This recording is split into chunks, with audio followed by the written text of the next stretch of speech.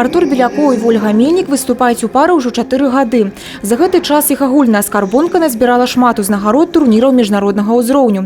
А зусім нядаўна яны ўзялі серабро на чарговым этапе Кубка свету па спартыўнай акрабатыцы, які прайшоў у амерыканскім Лас-Вегасе. У нас 3 упражнения. Это балансовые, то есть статические элементы, вольтижные, это сальтовые элементы, и комбинированные, это и те, и другие элементы в одном упражнении. Акрабатыка у іх жыцці заўсёды на першым месцы. Если ты занимаешься действительно профессионально, то это полностью все твои мысли, все твои уходят в этом направлении. Все остальное способствует как для большего отдыха, чтобы отдохнуть именно к тренировке, чтобы настроиться.